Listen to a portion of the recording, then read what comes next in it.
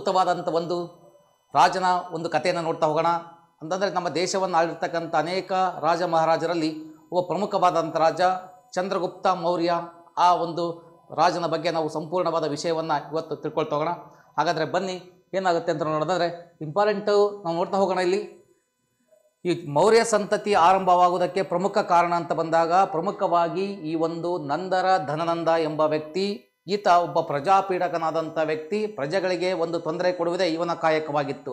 ಇಂಥ ಸಂದರ್ಭದಲ್ಲಿ ಏನಾಗ್ತಾ ಹೋಗುತ್ತೆ, ಇಲ್ಲಿ ದಿ ಗ್ರೇಟ್ ಅಲೆಕ್ಸಾಂಡರ್ ಭಾರತದ ಮೇಲೆ ದಾಳಿ ಮಾಡುವ ಸಂದರ್ಭದಲ್ಲಿ ಅಲೆಕ್ಸಾಂಡರ್ನನ್ನ ಇಲ್ಲಿ ಪ್ರಮುಖವಾಗಿ ಇಂಪಾರ್ಟೆಂಟು ದೇಶದಿಂದ ಹೊರ ಹಾಕಬೇಕು, ಅಲೆಕ್ಸಾಂಡರ್ನ ಸೋಲಿಸಬೇಕು ಎಂಬ ಕಾರಣಕ್ಕೋಸ್ಕರವಾಗಿ ಈ ಕೌಟಿಲ್ಯ ಅನ್ನೋ ವ್ಯಕ್ತಿ ಈ ಧನನಂದನ ಬಳಿ ಹೋಗಿ ಈ ಎಷ್ಟು ಸಾಧ್ಯ ಅಷ್ಟು ಧನನಂದನಿಗೆ ಒಂದು ತಿಳಿಸುವಂಥ ಪ್ರಯತ್ನ ಮಾಡುವ ಸಂದರ್ಭದಲ್ಲಿ ಈ ಕೌಟಿಲ್ಯನಿಗೆ ಧನನಂದ ಅವಮಾನವನ್ನು ಮಾಡ್ತಾನೆ, ಅವನ ಜುಟ್ಟನ್ನು ಬಿಚ್ಚುವ ಹಾಗೆ ಇಲ್ಲಿ ದಾಳಿ ಮಾಡ್ತಾನೆ.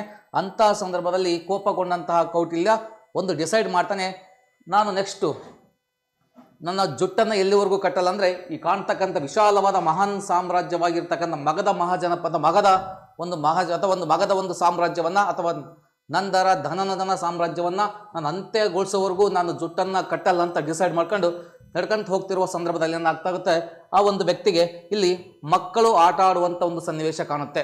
ಅಂದರೆ ಚಿಕ್ಕ ಮಕ್ಕಳು ಆಟ ಆಡ್ತಾ ಇರ್ತಾರೆ.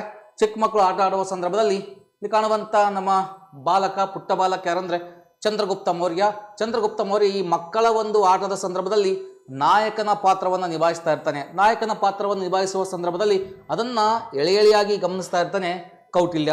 ನೋಡಿ ಏನಾಗುತ್ತೆ ಹಾಗಾದರೆ, ನೋಡಿ ಇದು ಚಂದ್ರಗುಪ್ತ ಮೌರ್ಯನ ಒಂದು ನಾಯಕನ ಆಟ ಏನಿದೆ ಅದ್ಭುತವಾದ ಒಂದು ನಾಯಕನ ಆಟವಾಗಿತ್ತು. ಅಂಥ ನಾಯಕನ ಆಟವನ್ನಂದರೆ ನಾಯಕನ ಒಂದು ಸಾಮರ್ಥ್ಯವನ್ನು ಹೊಂದಿರುವಂಥ ಬಾಲಕನಾಗಿದ್ದ ಚಂದ್ರಗುಪ್ತ ಮೌರ್ಯ. ಹಾಗಾಗಿ ಚಂದ್ರಗುಪ್ತ ಮೌರ್ಯನ ಒಂದು ಸ್ಕಿಲ್ಲನ್ನು ಗಮನಿಸ್ತಾ ಹೋಗ್ತಾನೆ ಕೌಟಿಲ್ಯ. ಇಂಥ ಸಂದರ್ಭದಲ್ಲಿ ಏನಾಗುತ್ತೆ, ಹಾಗಾಗಿ ಇವನು ಯಾರು, ಅವನ ತಂದೆ ಯಾರು, ತಾಯಿ ಯಾರು ಅಂತೇಳಿ ಅವನ ಬಳಿ ತಿಳ್ಕೊಂಡು ಈತ ಏನು ಮಾಡ್ತಾನೆ, ಅವನ ತಂದೆ ತಾಯಿ ಬಳಿ ಹೋಗೋಕ್ಕಿಂತ ಮುಂಚಿತವಾಗಿ ಇಲ್ಲೇನಾಗುತ್ತೆ, ಇಲ್ಲಿ ಏನಾಗ್ತಾ ಹೋಗುತ್ತೆ ಅಂದರೆ ಈ ವ್ಯಕ್ತಿ ತನ್ನ ಈ ಒಂದು ಚಂದ್ರಗುಪ್ತ ಮೌರ್ಯನ ತಾಯಿಯಾದ ಮುರಾದೇವಿ ಬಳಿ ಹೋಗ್ತಾನೆ. ಮುರಾದೇವಿ ಬಳಿ ಹೋಗಿ ಅವನ ಹತ್ರ ಆ ತಾಯಿ ಹತ್ರ ಸಂಪೂರ್ಣವಾದ ವಿಷಯವನ್ನು ಹೇಳ್ಕೊಂಡು ಈ ಥರ ಒಂದು ಚಾತುರ್ಯತೆಯನ್ನು ಹೊಂದಿರತಕ್ಕಂಥ ಬಾಲಕ ಇವನ ನನ್ನ ಬಳಿ ಕಳಿಸಿ ಅಂತೇಳಿ ಆ ತಾಯಿಯಾಗಿರ್ತಕ್ಕಂಥ ಮುರಾದೇವಿಗೆ ಹೇಳಿ ಈತ ಈ ಮಗುವಾದ ಬಾಲಕನಾದ ಚಂದ್ರಗುಪ್ತ ಮೌರ್ಯನನ್ನು ಈ ಕೌಟಿಲ್ಯ ಕರ್ಕೊಂಡು ಮುಂದೆ ಹೋಗಿ ಆತ ಒಂದು ಡಿಸೈಡ್ ಮಾಡ್ತಾನೆ, ಈಗ ನಿನ್ನ ಒಂದು ಕೆಲಸ ಏನಂದರೆ ಅಪಾರವಾದ ಯುದ್ಧಗಳನ್ನು ಕಲಿಬೇಕು ಮತ್ತು ಈ ಒಂದು ಕ್ರೌರ್ಯ ಆಗಿರುವಂತಹ ಪ್ರಜಾಪೀಡಕನಾಗಿರುವಂತಹ ಈ ಒಂದು ಧನನಂದನ ಸಾಮ್ರಾಜ್ಯವನ್ನು ಎಂಡ್ ಮಾಡಿ ನೀನು ಮೌರ್ಯ ಸಾಮ್ರಾಜ್ಯವನ್ನು ಸ್ಥಾಪಿಸಬೇಕಂತ ಹೇಳ್ತಾ ಹೋಗ್ತಾನೆ. ಅಂಥ ಸಂದರ್ಭದಲ್ಲಿ ಮೌರ್ಯ ಸಂತತಿಯನ್ನು ಸ್ಥಾಪನೆ ಮಾಡಿದಂಥ ವ್ಯಕ್ತಿನೇ ದಿ ಗ್ರೇಟ್ ಚಂದ್ರಗುಪ್ತ ಮೌರ್ಯ ಅಂತೇಳಿ ನಾವು ಕರಿತಾ ಹೋಗ್ತೀವಿ. ಹಾಗಾಗಿ ಇಂಥ ಒಂದು ಸಾಧಕರಲ್ಲಿ ಅಂದರೆ ಭಾರತವನ್ನು ಆಳಿದಂಥ ಅನೇಕ ರಾಜ ಮಹಾರಾಜರುಗಳಲ್ಲಿ ನಾವು ಪ್ರಮುಖವಾಗಿ ನಾವು ಒಬ್ಬ ರಾಜನ ಕಥೆಯನ್ನು ನೋಡ್ತಾ ಹೋಗೋಣ. ಅದೇ ದಿ ಗ್ರೇಟ್ ಚಂದ್ರಗುಪ್ತ ಮೌರ್ಯ ಎಂಬ ವ್ಯಕ್ತಿಯ ಒಬ್ಬ ರಾಜನ ಕಥೆಯನ್ನು ನಾವು ನೋಡ್ತಾ ಹೋಗೋಣ. ಹಾಗಾದರೆ ಚಂದ್ರಗುಪ್ತ ಮೌರ್ಯ ಮತ್ತು ಕೌಟಿಲ್ಯರ ಮಹಾಸಂಗಮದಿಂದ ಜನಿಸಿರ್ತಕ್ಕಂಥ ಒಂದು ಸಾಮ್ರಾಜ್ಯವನ್ನು ಮೌರ್ಯ ಸಾಮ್ರಾಜ್ಯ ಅಂತ ಕರಿತಾ ಹೋಗ್ತೀವಿ. ಹಾಗಾದರೆ ಈ ಒಂದು ಮೌರ್ಯ ಸಾಮ್ರಾಜ್ಯದ ಒಂದು ಕಥೆಯನ್ನು ನೋಡ್ತಾ ಹೋಗೋಣ.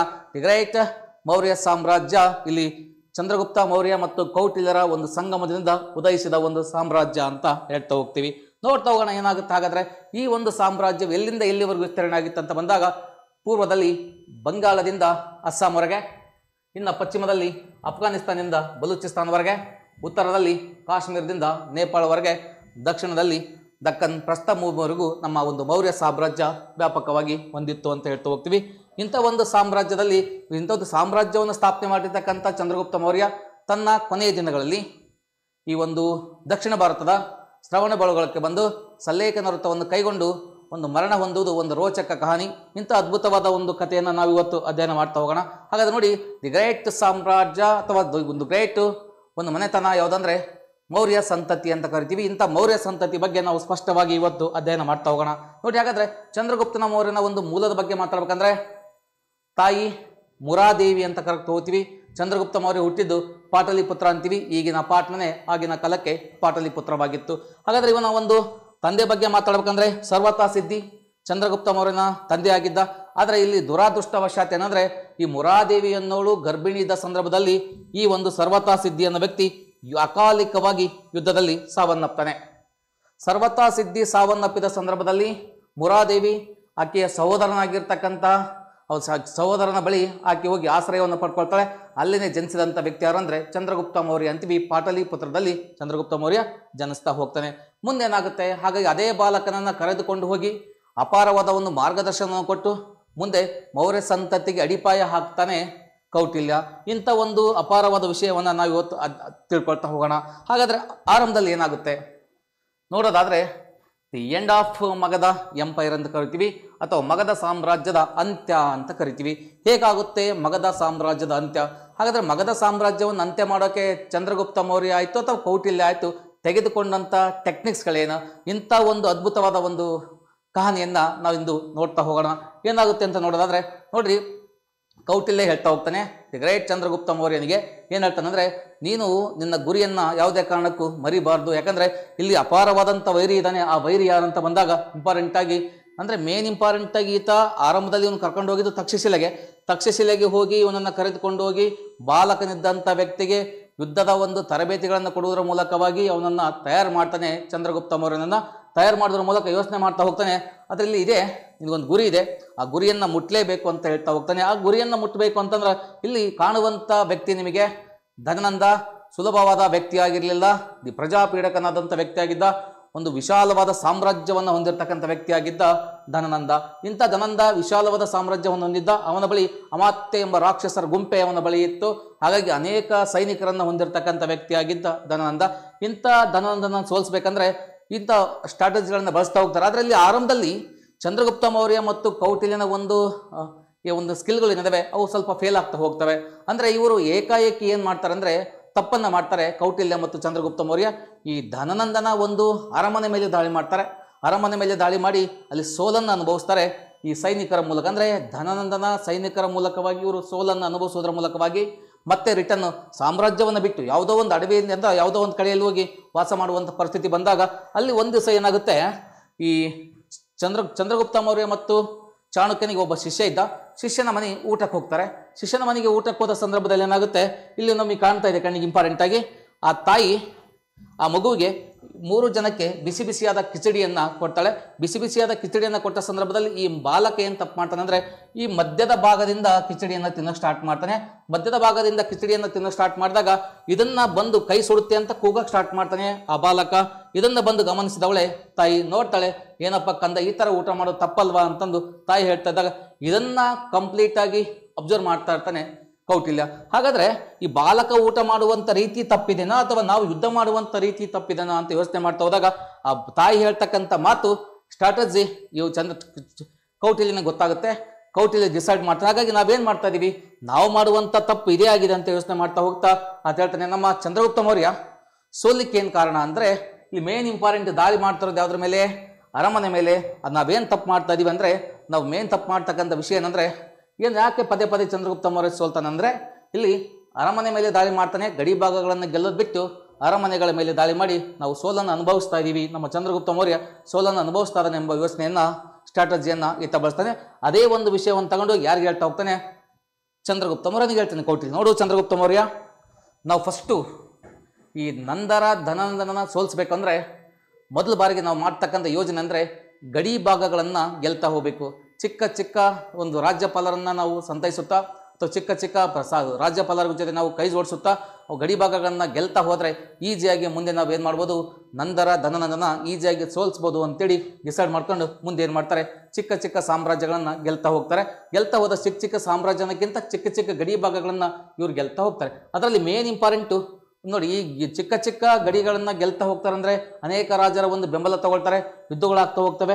ಅಲ್ಲಿ ಮೇನ್ ಇಂಪಾರ್ಟೆಂಟ್ ಒಂದು ಡಿಸೈಡ್ ಮಾಡ್ತಾ ಹೋಗ್ತಾರೆ, ಪಂಜಾಬ್ ಪ್ರದೇಶದಿಂದನೇ ಇವ್ರನ್ನ ವಿಸ್ತರಣೆ ಮಾಡ್ತಾರೆ, ಪಂಜಾಬನ್ನು ಅಭಿವೃದ್ಧಿ ಮಾಡ್ಕೊಳ್ತಾರೆ. ಇದರ ಮೂಲಕವಾಗಿ ನಾವು ಮಗಧವನ್ನು ಸೋಲಿಸ್ಬೋದು ಎಂಬ ಸ್ಟ್ರಾಟಜಿಯನ್ನು ಕೌಟಿಲ್ಯ ಬಳಸ್ಕೊಂಡು ಚಂದ್ರಗುಪ್ತ ಮೌರ್ಯನಿಗೆ ಗೈಡ್ ಮಾಡ್ತಾ ಹೋಗ್ತಾನೆ. ಹಾಗಾಗಿ ಇದ್ರ ಮೂಲಕವೇ ಇವ್ರು ಏನು ಮಾಡ್ತಾ ಹೋಗ್ತಾರೆ, ಮಗಧದ ಮೇಲೆ ದಾಳಿ ಮಾಡ್ತಾ ಹೋಗ್ತಾರೆ. ಮಗಧದ ಮೇಲೆ ದಾಳಿ ಮಾಡೋದ್ರ ಮೂಲಕವಾಗಿ ಅಲ್ಲಿ ಮೇನ್ ಇಂಪಾರ್ಟೆಂಟು ಗೆಲ್ಲಬೇಕು ಅಂತಂದರೆ ಇಲ್ಲಿ ಒಬ್ಬ ರಾಜ ಕಣ್ಣಿಗೆ ಕಾಣ್ತಾನೆ. ಈತ ಹಿಮಾಲಯ ಪ್ರದೇಶದ ರಾಜನಾಗ್ತಕ್ಕಂಥ ವ್ಯಕ್ತಿ ಯಾರಂದರೆ ಈ ಪರ್ವತ್ಕ ಅಂತ ವ್ಯಕ್ತಿ. ಇವನ ಅಪಾರವಾದ ಒಂದು ಸಹಾಯದಿಂದ ಚಂದ್ರಗುಪ್ತ ಮೌರ್ಯ ಮತ್ತು ಪರ್ವತ್ಕರ ಒಂದು ಸಂಗಮದಿಂದ ನೇರವಾಗಿ ಯಾರ ಮೇಲೆ ದಾಳಿ ಮಾಡ್ತಾರೆ ಅಂದರೆ ಧನನಂದನ ಮೇಲೆ ದಾಳಿ ಮಾಡ್ತಾ ಹೋಗ್ತಾರೆ. ಧನನಂದನ ಮೇಲೆ ದಾಳಿ ಮಾಡೋದ್ರ ಮೂಲಕವಾಗಿ ಅವನ ಸಾಮ್ರಾಜ್ಯವನ್ನು ಅಂತ್ಯ ಮಾಡ್ತಾರೆ. ಅಂತ್ಯ ಮಾಡಿ ಮೌರ್ಯ ಸಾಮ್ರಾಜ್ಯವನ್ನು ಒಂದು ವಿಸ್ತರಣೆ ಮಾಡ್ತಾ ಹೋಗ್ತಾರೆ. ಗ್ರೇಟ್. ಹಾಗಾದ್ರೆ ವಿಸ್ತರಣೆ ಮತ್ತು ವಿಷಯ ಅಂತ ಕರ್ಕೊಳ್ತಾ ಹೋಗ್ತೀವಿ. ಎಕ್ಸ್ಪೆನ್ಷನ್ ಅಂಡ್ ಕಾನ್ಕ್ವೆಸ್ಟ್ ಅಂತ ಕರಿತಾ ಹೋಗ್ತೀವಿ. ಮೌರ್ಯ ಸಾಮ್ರಾಜ್ಯದ ಒಂದು ವಿಸ್ತರಣೆ ಏನಾಗುತ್ತೆ ಅಂತ ಬಂದಾಗ ನೋಡ್ತಾ ಹೋಗೋಣ. ಮೇನ್ ಇಂಪಾರ್ಟೆಂಟ್ ಆಗಿ ಚಂದ್ರಗುಪ್ತ ಮೌರ್ಯ ಸಾಮ್ರಾಜ್ಯವನ್ನ ವಿಸ್ತರಣೆ ಮಾಡಬೇಕಂತಂದ್ರೆ ಅಪಾರವಾದಂಥ ತರಬೇತಿ ಹೊಂದಿರತಕ್ಕಂಥ ಸೈನಿಕರ ಪಡೆಯನ್ನು ಹೊಂದಿರ್ತಾನೆ. ಅದರ ಜೊತೆಗೆ ಮೇನ್ ಇಂಪಾರ್ಟೆಂಟ್ ನಾವು ಚರ್ಚೆ ಮಾಡ್ಕೋಬೇಕಂತ ಬಂದಾಗ ಇಲ್ಲಿ ನೋಡಿ ಇಂಪಾರ್ಟೆಂಟ್ ಆಗಿ ಈ ಒಂದು ಗೂಢಾಚಾರ ಪದ್ಧತಿ ಅಂತ ಇರುತ್ತೆ, ಸ್ಪೈ ಸಿಸ್ಟಮ್ ಅಂತ ಕರಿತಾ ಹೋಗ್ತೀವಿ. ಅದೇ ರೀತಿಯಾಗಿ ಸಿಗರೆಟ್ ಪದ್ಧತಿ ಅಂತ ಕರ್ಕೊಳ್ತಾ ಹೋಗ್ತೀವಿ. ಈ ತರ ಕೆಲವೊಂದು ಪದ್ಧತಿಗಳನ್ನ ಅಥವಾ ಕೆಲವೊಂದು ಒಂದು ಅಧಿಕಾರಿಗಳನ್ನ ನೇಮಕ ಮಾಡ್ತಾ ಹೋಗ್ತಾರೆ. ಇಂಥ ಅಧಿಕಾರಿಗಳ ಮೂಲಕವಾಗಿ ಅಕ್ಕಪಕ್ಕದ ಸಾಮ್ರಾಜ್ಯದ ವೀಕ್ನೆಸ್ ಏನು, ಸ್ಟ್ರೆಂತ್ ಏನು ಎಲ್ಲವನ್ನು ಈ ಒಂದು ಗೂಢಾಚಾರ ಪದ್ಧತಿಯ ಮೂಲಕವಾಗಿ ತಿಳ್ಕೊಳ್ತಾ ಹೋಗ್ತಾರೆ. ಹಾಗಾದ್ರೆ ಗೂಢಾಚಾರ ಪದ್ಧತಿ ಮೂಲಕ ತಿಳ್ಕೊಳ್ತಾ ಹೋಗುವಾಗ ಈ ಮೇನ್ ಇಂಪಾರ್ಟೆಂಟ್ ಮತ್ತೆ ಸಾಮ್ರಾಜ್ಯ ವಿಸ್ತರಣೆ ಮಾಡೋಕೆ ಟ್ರೈ ಮಾಡ್ತಾನೆ. ಅದರಲ್ಲಿ ಇಂಪಾರ್ಟೆಂಟ್ ಸೆಲ್ಯೂಕಸ್ ನಿಕೇಟರ್ನೊಂದಿಗೆ ಯುದ್ಧ ಆಗುತ್ತೆ. ಹಾಗಾದ್ರೆ ಅಲೆಕ್ಸಾಂಡರ್ ಮರಣ ಹೊಂದಿದ ಮೇಲೆ ಭಾರತದ ಮೇಲೆ ಈ ಸೆಲ್ಯೂಕಸ್ ನಿಕೇಟರು ಅಲೆಕ್ಸಾಂಡರ್ ಗೆದ್ದಂಥ ಪ್ರದೇಶಗಳನ್ನ ನಿಯಂತ್ರಿಸಬೇಕು ಅಂದೇಳಿ ಭಾರತಕ್ಕೆ ಈತ ಒಂದು ಸಿಂಧೂ ನದಿಯನ್ನು ದಾಟಿ ಬಂದ ಸಂದರ್ಭದಲ್ಲಿ ಏನಾಗ್ತಾ ಹೋಗುತ್ತೆ, ಸೆಲ್ಯೂಕಸ್ ನಿಕೇಟರು ಮತ್ತು ಚಂದ್ರಗುಪ್ತ ಮೌರ್ಯ ಮತ್ತು ಯುದ್ಧ ಆಗುತ್ತೆ. ಅಂತಹ ಸಂದರ್ಭದಲ್ಲಿ ಚಂದ್ರಗುಪ್ತ ಮೌರ್ಯ ಈ ಒಂದು ರಾಜನಾಗಿರ್ತಕ್ಕಂತಹ ಸೆಲ್ಯೂಕಸ್ ನಿಕೇಟರ್ನನ್ನ ಸೋಲಿಸ್ತಾ ಹೋಗ್ತಾನೆ.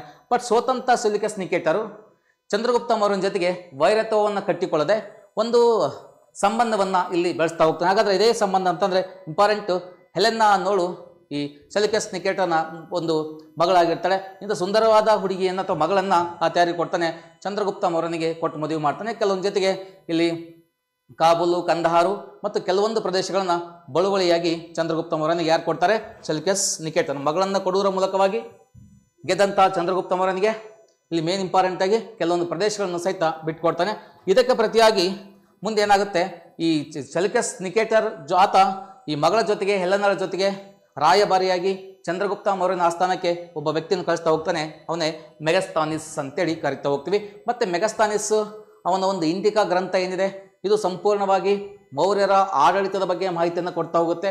ಮೌರ್ಯರನ್ನು ಓದ್ಕೋಬೇಕಂದ್ರೆ ನಾವು ಈ ಮೆಗಸ್ತಾನಿಸ್ ಬರೆದಿರುವಂಥ ಇಂಡಿಕಾ ಗ್ರಂಥದ ಮೂಲಕವಾಗಿ ನಾವು ಸಹಿತ ಮೌರ್ಯರ ಆಡಳಿತವನ್ನು ನೋಡ್ತಾ ಹೋಗ್ತೀವಿ. ಹಾಗಾದ್ರೆ ಏನಾಗ್ತಾ ಹೋಗುತ್ತೆ ಅಂತ ಬಂದಾಗ ಅದ್ರ ಜೊತೆಗೆ ಮುಂದೆ ಈ ಚಂದ್ರಗುಪ್ತ ಮೌರ್ಯ ಸೆಲ್ಯೂಕಸ್ ನಿಕೇಟರ್ನಿಗೆ 500 ಆನೆಗಳನ್ನು ಕೊಡ್ತಾನೆ. ಈ ಥರ ಏನಾಗುತ್ತೆ, ಅವಿನಾಭಾವ ಸಂಬಂಧಗಳು ಇಲ್ಲಿಂದ ಸ್ಟಾರ್ಟ್ ಆಗ್ತಾ ಹೋಗ್ತವೆ. ಹಾಗಾದ್ರೆ ಏನಾಗುತ್ತೆ ಅಂತ ನೋಡಿದ್ರೆ ಮೇನ್ ಇಂಪಾರ್ಟೆಂಟ್ ಆಗಿ ನಾವು ನೋಡ್ತಾ ಹೋಗೋಣ.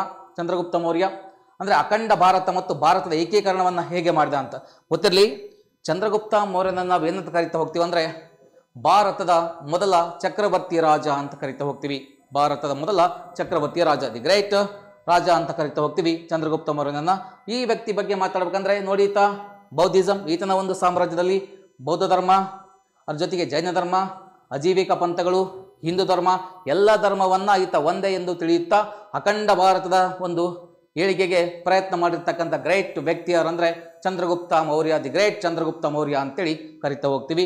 ಇಂತಹ ಸಂದರ್ಭದಲ್ಲಿ ಏನಾಗ್ತಾ ಹೋಗುತ್ತೆ ಅಂತ ಬಂದಾಗ ಇಲ್ಲಿ ಇವರ ಒಂದು ಸಾಮ್ರಾಜ್ಯದಲ್ಲಿ ನೋಡಿ ಅಡ್ಮಿನಿಸ್ಟ್ರೇಷನ್ ಲೆವೆಲ್ ಆಗಿರ್ಬೋದು, ಅದ್ರ ಜೊತೆಗೆ ಆರ್ಥಿಕ ಆಗಿರ್ಬೋದು ಮತ್ತು ಮೂಲ ಸೌಕರ್ಯಗಳಾಗಿರ್ಬೋದು ಅತಿ ವ್ಯವಸ್ಥಿತವಾದಂಥ ಒಂದು ಉನ್ನತ ಹಂತವನ್ನು ಮುಟ್ಟಿದ್ವು ಅಂತೇಳಿ ನಾವು ತಿಳ್ಕೊಳ್ತಾ ಹೋಗ್ತೀವಿ. ಅದರಲ್ಲಿ ಮೇನ್ ಇಂಪಾರ್ಟೆಂಟ್ ನಾವು ನೋಡೋದಾದ್ರೆ ಇವನ ಸಾಮ್ರಾಜ್ಯದಲ್ಲಿ ಅನೇಕ ದಿಕ್ಕುಗಳಿಗೆ, ಪ್ರಾಂತ್ಯಗಳಿಗೆ ರಾಜಧಾನಿ ಮಾಡಿದ್ದ ಅಥವಾ ಪದಗಳು ಅಂತೀವಿ, ರಾಜಧಾನಿಗಳನ್ನು ಮಾಡ್ತಾ ಹೋಗ್ತಾನೆ. ಹಾಗಾದ್ರೆ ನೋಡ್ತಾ ಹೋಗೋಣ ಇಲ್ಲಿ ಏನಾಗ್ತಾ ಬಂದಾಗ ಇಲ್ಲಿ ನೋಡಿ ಮೇನ್ ಇಂಪಾರ್ಟೆಂಟು ಇಲ್ಲಿ ಕೆಲವೊಂದು ಪಥಗಳಿದ್ದಾವೆ, ಅವುಗಳಿಗೆ ರಾಜಧಾನಿ ಕಂಡುಬರುತ್ತೆ. ಇಲ್ಲಿ ನೋಡಿ ಉತ್ತರ ಪಥ ಅಂತೀವಿ, ಉತ್ತರ ಪಥಕ್ಕೆ ತಕ್ಷಶಿಲ ರಾಜಧಾನಿ ಆಗುತ್ತೆ. ಇನ್ನು ಪೂರ್ವ ಪಥ ಅಂತೀವಿ, ಪೂರ್ವ ಪಥಕ್ಕೆ ಪಾಟಲಿಪುತ್ರ ರಾಜಧಾನಿ ಆಗುತ್ತೆ. ಇನ್ನು ಪಶ್ಚಿಮ ಪಥ ಅಂತೀವಿ, ಉಜ್ಜಯಿನಿ ರಾಜಧಾನಿ ಆಗುತ್ತೆ. ದಕ್ಷಿಣ ಪಥ ಅಂತೀವಿ, ಸುವರ್ಣಗಿರಿ ರಾಜಧಾನಿ. ಈಗಿನ ಕನಕಗಿರಿ ಆಗಿನ ಕಾಲಕ್ಕೆ ಸುವರ್ಣಗಿರಿ ಆಗಿತ್ತು. ಹಾಗಾಗಿ ಹಿರಿಯರು ಒಂದು ಮಾತು ಹೇಳ್ತಾ ಹೋಗ್ತಾರೆ, ಕೊಪ್ಪಳದಲ್ಲಿ ಕಂಡುಬರುವಂಥ ಕನಕಗಿರಿ ಕನಕಾಚಲ ದೇವಸ್ಥಾನ ಏನಿದೆ ತುಂಬ ಅದ್ಭುತವಾದ ದೇವಸ್ಥಾನ. ಹಿರಿಯರು ಒಂದು ಮಾತು ಹೇಳ್ತಾ ಹೋಗ್ತಾರೆ ಏನಂತಂದ್ರೆ ಕಣ್ಣಿದ್ರೆ ಕನಕಗಿರಿ ನೋಡಬೇಕು, ಕಾಲಿದ್ರೆ ಹಂಪಿ ನೋಡಬೇಕು ಅಂತ ಹೇಳ್ತಾ ಹೋಗ್ತಾರೆ. ಹಾಗಾಗಿ ಈತ ಅನೇಕ ಪಥಗಳಿಗೆ ರಾಜಧಾನಿಗಳನ್ನು ಸ್ಥಾಪನೆ ಮಾಡಿರ್ತಕ್ಕಂಥ ವ್ಯಕ್ತಿ ಯಾರಂದ್ರೆ ಗ್ರೇಟ್ ಚಂದ್ರಗುಪ್ತ ಮೌರ್ಯ ಅಂತ ಕರಿತಾ ಹೋಗ್ತೀವಿ. ಹಾಗಾದ್ರೆ ಮುಂದೆ ಚಂದ್ರಗುಪ್ತ ಮೌರ್ಯನ ಒಂದು ಆಡಳಿತದಲ್ಲಿ ನೀರಾವರಿಗೆ ಅದ್ಭುತವಾದ ಒಂದು ಅವಕಾಶವನ್ನು ಕೊಟ್ಟಂತ ವ್ಯಕ್ತಿ. ಇಲ್ಲಿ ಒಂದು ಕಾನ್ಸೆಪ್ಟ್ ಕಾಣ್ತಾ ಇದೆ ನಮಗೆ ಏನಂತ ಬಂದಾಗ ಈ ಒಂದು ಸುದರ್ಶನ ಸರೋವರ ಅಂತ ಕಾಣುತ್ತೆ. ಸುದರ್ಶನ ಸರೋವರ, ಹಾಗಾದ್ರೆ ಈತ ಸುದರ್ಶನ ಸರೋವರವನ್ನ ಸ್ಥಾಪನೆ ಮಾಡಿರ್ತಕ್ಕಂಥ ವ್ಯಕ್ತಿ ಯಾರಂದ್ರೆ ಚಂದ್ರಗುಪ್ತ ಮೌರ್ಯ. ಸುದರ್ಶನ ಸರೋವರ ಈತ ಗುಜರಾತನ್ನ ಗೆದ್ಮೇಲೆ ಸುದರ್ಶನ ಸರೋವರನ ಸ್ಟಾರ್ಟ್ ಮಾಡ್ತಾನೆ. ಹಾಗಾದ್ರೆ ಈ ಸುದರ್ಶನ ಸರೋವರ ಏನಿದೆ ಅಥವಾ ಕೆರೆ ಏನಿದೆ ಗುಜರಾತ್ನ ಗಿರ್ನಾರ್ ಎಂಬಲ್ಲಿ ಕಂಡು ಬರುತ್ತೆ. ಇದರ ಸ್ಥಾಪಕ ಇವನಿಗೊಬ್ಬ ರಾಜ್ಯಪಾಲ ಇದ್ದ ಪುಷ್ಯಗುಪ್ತ ಅನ್ನೋ ವ್ಯಕ್ತಿ ಈ ಒಂದು ಸರೋವರಕ್ಕೆ ಸ್ಥಾಪಕನಾಗ್ತಾನೆ. ಪುಷ್ಯಗುಪ್ತ ಅಂತ ಕರಿತೀವಿ. ಪುಷ್ಯಗುಪ್ತ ಅನ್ನೋ ವ್ಯಕ್ತಿ ಈ ಒಂದು ಸುದರ್ಶನ ಸರೋವರದ ಸ್ಥಾಪನೆಗೆ ಅಡಿಪಾಯವನ್ನು ಹಾಕ್ತಾ ಹೋಗ್ತಾನೆ. ಮುಂದೆ ಅದು ಹಿಂಗೆ ಬೆಳೀತಾ ಹೋಗುತ್ತೆ. ಇನ್ನೆಕ್ಸ್ಟ್ ಇದಾದ್ಮೇಲೆ ಬರ್ತಾಗ ರಸ್ತೆಗಳ ಒಂದು ಗಣಿಗಳ ಅಭಿವೃದ್ಧಿ ಆಗಿರ್ಬೋದು, ಜಲಾಶಯ ಆಗಿರ್ಬೋದು, ಇವನ್ ಕಾಲಕ್ಕೆ ಆಗುತ್ತಾ ಹೋಗುತ್ತೆ. ಎಸ್ಪೆಷಲಿ ರಸ್ತೆಗಳ ಅಭಿವೃದ್ಧಿ ಅಂತ ಬಂದಾಗ ಈತ ಪಾಟಲಿಪುತ್ರದಿಂದ, ನೋಡಿ ನಿಮ್ಗೆ ಕಾಣ್ತಾ ಇದೆ, ಪಾಟಲಿಪುತ್ರದಿಂದ ಹಿಡಿದು ತಕ್ಷಶಿಲೆವರೆಗೂ ಒಂದು ರಾಜಮಾರ್ಗವನ್ನು ಹೊಂದಿದ್ದ ಅಂತೇಳಿ ನಾವು ಚಂದ್ರಗುಪ್ತ ಮೌರ್ಯನ ಒಂದು ರಾಜಮಾರ್ಗದ ಬಗ್ಗೆ ನಾವು ತಿಳ್ಕೊಳ್ತಾ ಹೋಗ್ತೀವಿ. ಇನ್ನು ನೆಕ್ಸ್ಟು ಇದಾದ್ಮೇಲೆ ಬರ್ತಕ್ಕಂಥದ್ದು ಇವನ ಒಂದು ವೈಯಕ್ತಿಕ ಜೀವನ ಅಂತ ಕರ್ಕೊಳ್ತಾ ಹೋಗ್ತೀವಿ. ವೈಯಕ್ತಿಕ ಜೀವನ ಮತ್ತು ತ್ಯಾಗ ಅಂತ ಕರೆಯೋದಾದ್ರೆ ಈ ಚಂದ್ರಗುಪ್ತ ಮೌರ್ಯನ ವೈಯಕ್ತಿಕ ಜೀವನ ಏನು, ಹಾಗಾದ್ರೆ ಇವನ ತ್ಯಾಗದ ವಿಷಯ ಏನಂತ ನೋಡ್ತಾ ಹೋಗೋಣ. ಹಾಗಾದ್ರೆ ದಿ ಗ್ರೇಟ್ ಸಾಮ್ರಾಟ ಅಂತ ಘೋಷಣೆ ಮಾಡ್ಕೊಂಡಿರ್ತಕ್ಕಂಥ ಚಂದ್ರಗುಪ್ತ ಮೌರ್ಯ, ಭಾರತವನ್ನ ಅಖಂಡ ಭಾರತವನ್ನಾಗಿ ಆಳ್ವಿಕೆ ಮಾಡಿರ್ತಕ್ಕಂಥ ಚಂದ್ರಗುಪ್ತ ಮೌರ್ಯ, ಭಾರತದ ಮೊದಲ ಚಕ್ರವರ್ತಿ ಚಂದ್ರಗುಪ್ತ ಮೌರ್ಯ. ಈ ವ್ಯಕ್ತಿ ಬಗ್ಗೆ ಮಾತಾಡ್ಬೇಕಂದ್ರೆ ಈತ ಒಂದು ಪಾಟಲಿಪುತ್ರದಲ್ಲಿ ಸುಂದರವಾದ ಒಂದು ಕಟ್ಟಿಗೆಯಿಂದ ನಿರ್ಮಾಣ ಮಾಡಿರ್ತಕ್ಕಂಥ ಅರಮನೆ ನಿರ್ಮಾಣ ಮಾಡಿದ್ದ. ಆದರೆ ಅದು ಪ್ರೆಸೆಂಟ್ ಇಲ್ಲ, ಬಿದ್ದೋಗಿದೆ. ಯಾಕಂದ್ರೆ ಕಟ್ಟಿಗೆ ಇಷ್ಟಂತ ಆಯುಷ್ಯ ಇರುತ್ತೆ, ಆಮೇಲೆ ಅದು ಬಿದ್ದೋಗುತ್ತೆ.